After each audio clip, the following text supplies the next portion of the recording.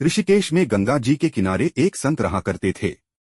वह जन्मांध थे और उनका नित्य का एक नियम था कि वह शाम के समय ऊपर गगनचुंबी पहाड़ों में भ्रमण करने के लिए निकल जाते और हरि नाम का संकीर्तन करते जाते।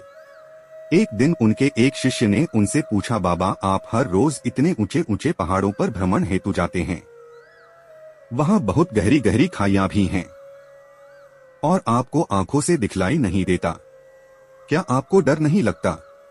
अगर कभी पांव लड़खड़ा गए तो? बाबा ने कुछ नहीं कहा और शाम के समय शिष्य को साथ ले चले। पहाड़ों के मध्य थे तो बाबा ने शिष्य से कहा, जैसे ही कोई गहरी खाई आए तो बताना। दोनों चलते रहे और जैसे ही गहरी खाई आई शिष्य ने बताया कि बाबा गहरी खाई आ चुकी है। बाबा ने कहा, मुझे इसमें धक्का दे दे। अब तो शिष्य इतना सुनते ही सकपका गया।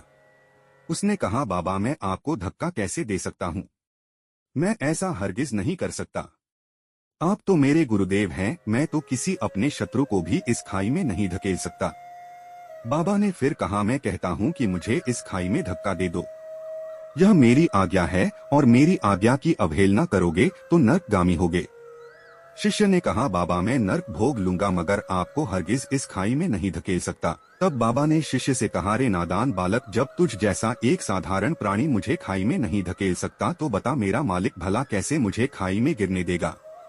उसे तो सिर्फ गिरे हुओं को उबारना आता है, गिरे हुओं को उठाना आता है, वह कभी भी किसी को गिरने नहीं देता। वह पल पल हमारे साथ है, बस हमें विश्वास रखना होगा उस पर। यह विश्वास हमें धैर्य, साहस और सकारात्मक दृष्टिकोण प्रदान करता है, जो हमें हर परिस्थिति में संभालने में मदद करता है।